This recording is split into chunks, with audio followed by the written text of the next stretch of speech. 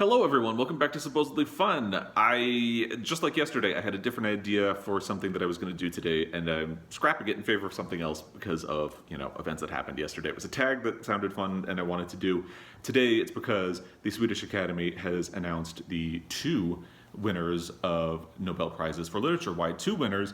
Well, I'm sure many of you know a prize was not awarded last year because they had to take a year off after accusations of sexual harassment and rape and bad things that happened within the organization and very poor handling of those situations. So they always intended to award a prize for 2018, but because they couldn't do it last year. So this year they are announcing the 2018 winner and the 2019 winner at the same time. Now here's the good news. The winner for 2018 is Olga Tokarczuk. I don't know how to pronounce that name because I'm a horrible crass American, I apologize. And this is an author who I kind of heard of because most recently she won the Man Booker International Award for Flights, which is something that I've seen people discussing a lot in my corner of BookTube here, and which sounds like a really good book. So let's focus in on her for a second because this is the good portion of this video. So Flights, if you look it up on Goodreads, and I'm referring to my laptop, I apologize. If you look it up on Goodreads, it's blurbed by Annie Proulx. It sounds like a really interesting, good book. It says, from the incomparably original Polish writer Olga Tokarczuk, Flights interweaves reflections on travel with an in-depth exploration of the human body, broaching life, death, motion, and migration. It sounds like a really interesting book. I've heard good things about it, and if you look at her profile on Goodreads, there are a lot of other books in there that sound interesting to me.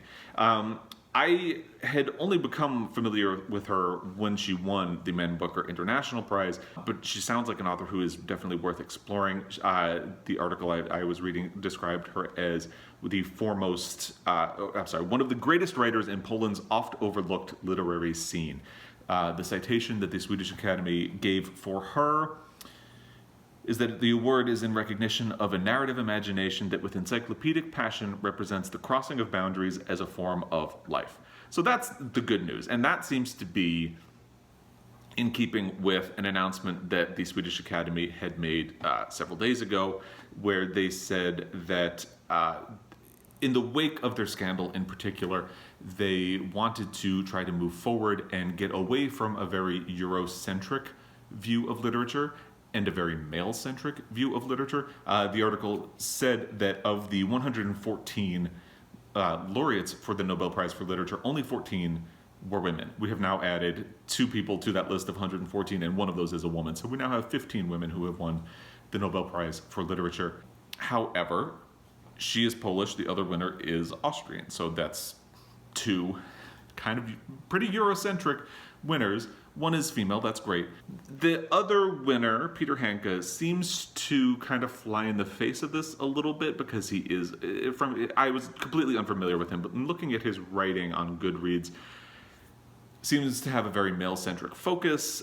He's very Eurocentric. So, on the one hand, you have this winner who seems to be really deserving of the prize, who seems to be a great step in the direction of what the Swedish Academy named as its new mission statement to move forward, get into other points of view in other parts of the world, and recognize voices that have not been heard before. And there's even somebody who works as an administrator for the International Booker Prize, saying that she would be willing to bet that one of these is going to be a woman. She was right about that. But she says she would see Marisa Conde, the Grand Queen, the Empress of Caribbean Literature, as one of the foremost people who should win the prize. Well, that didn't happen, but she does go on to say that Tokarczuk would be on anybody's list, and she was right about that. So it's just that this article goes on. It lists so many diverse authors and points of view and countries and areas and writers who would be deserving and get outside of that Eurocentric point of view, and then they didn't quite follow through on that. So it'll be interesting to see what happens moving forward in terms of that. I did a video about the National Book Award finalists this week. I will link that down below.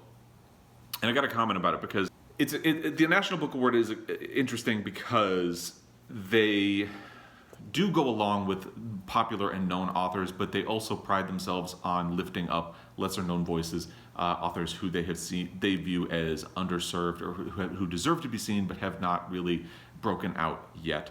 And it is interesting, and I haven't done my video on book awards. It's going to be coming. It's going to be kind of a bit of a discussion about issues like this. Like, how do you decide what is worth viewing? If something is a little more traditional, do you bypass it in favor of something that would promote an idea or an author that you think deserves more attention? You know, how do you make these decisions? So that leads us into the second winner, the person who won for 2019, and that is Peter Handke, who is Austrian, I believe. Yes, he is Austrian. Now, his win has sparked a lot of controversy. There's been a lot of discussion about it. Now, I did not know who he was, so I'm relying on this article to tell me some details, and I had to look into a little bit more about him. So the reason his choice, his award has been so divisive is that he is perhaps the world's most prominent apologist for Serbian dictator and alleged war criminal Milosevic. I hope I pronounced that right. Milosevic was charged in 2001 with the Bosnian genocide. Milosevic died in prison. Handke is the person who gave the eulogy at his funeral, or one of the people who gave a eulogy at Milosevic's funeral. And during the war, he, quote, repeatedly spoke out in favor of Milosevic's regime, claiming that the dictator was being misrepresented by Western media and that most infamously, the massacres of Bosnian Muslim men and boys by Serbian troops were staged by Muslims themselves. That's gross. There's no way around it. That is absolutely gross, pretty reprehensible. So you can see that Handke, the man, kind of despicable. There are also a lot of people who have said that, kind of like what I was just talking about, the decision to give one of the most prestigious literary awards to such a notorious person just days after announcing an intention to move away from that sort of male-centric, Eurocentric point of view is at best baffling. And there are a lot of people much more eloquent than me and much more knowledgeable of the situation who have spoken out against the award and the idea that this person would be worth giving an award. Basically, he is not a stranger to controversy. In 2006, he was nominated for the city of Dusseldorf, Germany's Heinrich Heine Prize, which is given to writers who promote solidarity in the human race. But there was a lot of outrage from onlookers about the award of that prize, so Handke turned down the prize before it could be revoked. Then in 2014, he was awarded the International Ibsen Award, which, according to this article, is the world's most prestigious theater prize, and it was widely protested by human rights organizations, and then the PEN International Norwegian chapter formally condemned the choice. In this case, Handke did accept the award, but he did decline the $400,000 cash prize, citing the unfriendly reception of his win as the reason. And then, even on top of that, he is not a fan of the Nobel Prize as an institution. In 2014, he said that it should be abolished. So he is absolutely a controversial figure. Looking at his Goodreads profile, I have to be honest, looking at his work, I'm not as interested, even leaving the controversy aside, I don't think his work sounds as interesting as Olga Tokarczuk's to me.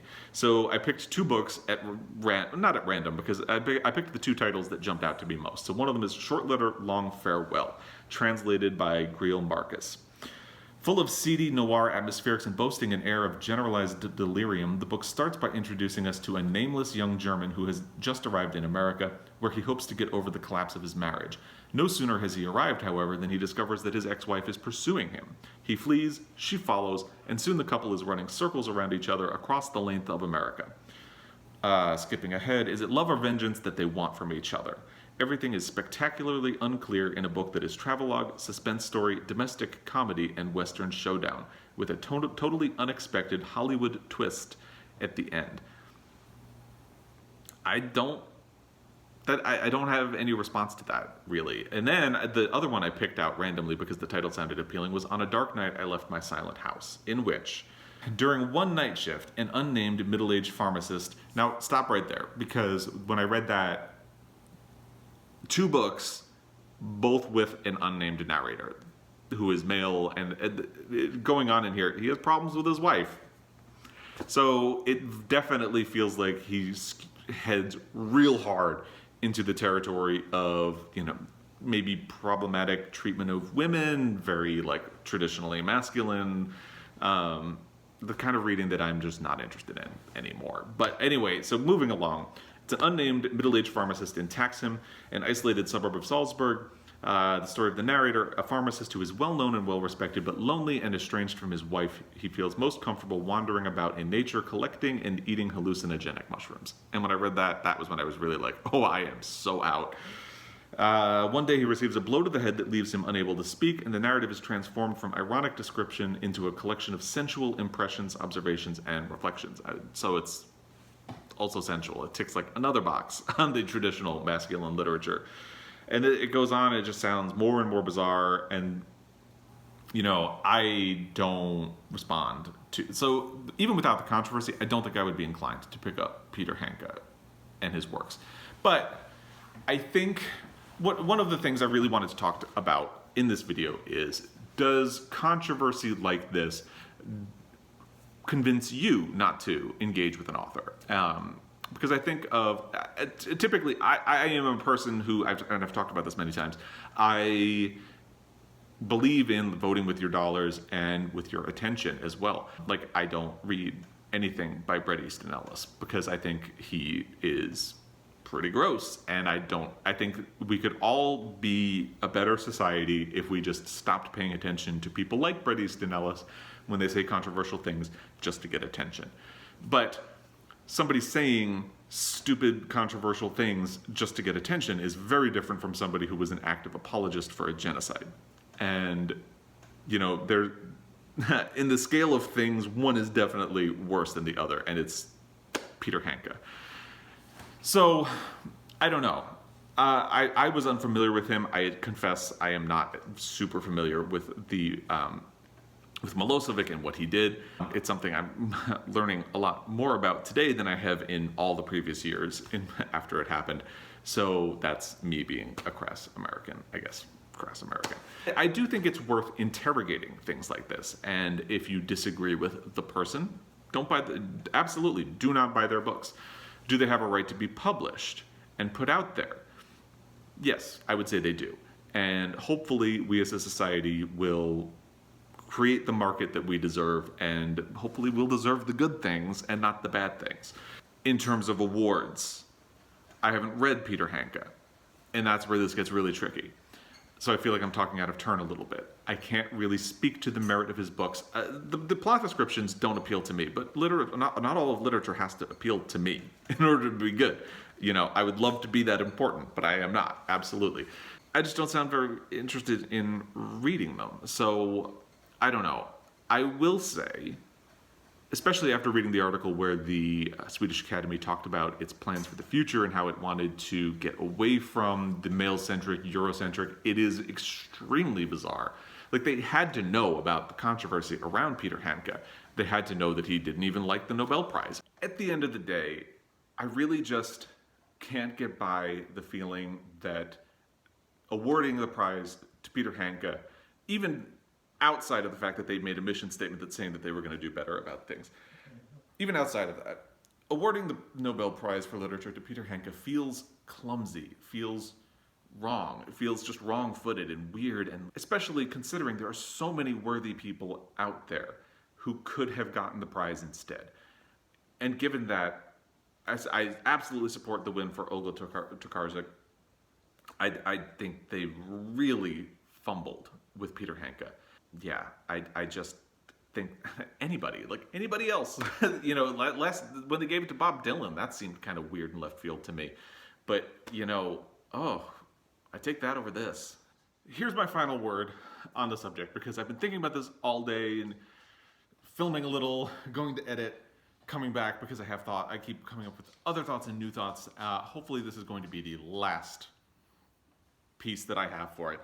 The Nobel Prize is different from other awards in that it awards a body of work. Most prizes are for one specific work, and that's it. The Nobel Prize awards an entire career. Ostensibly, that is based on the work itself, but politics really comes into it. One of the big criteria, and one of the things the Nobel Prize keeps going back to, is the contribution that a writer has made to society and to culture and to the world and to discussions and things like that. And it feels like putting a stamp of approval on the message that Handke has put out is like a way of saying it's okay to do the things that he's done, to believe some of the things that he has done, and to put messages of like hate and fake news out in the world. And we should not be celebrating that. We should be looking to people who have better contributions to society if we're going to be awarding bodies of work. Like, I look at Toni Morrison. Her entire body of work said something and gave something back and shed light on parts of culture that we as Americans have traditionally been extremely uncomfortable with and extremely uncomfortable talking about.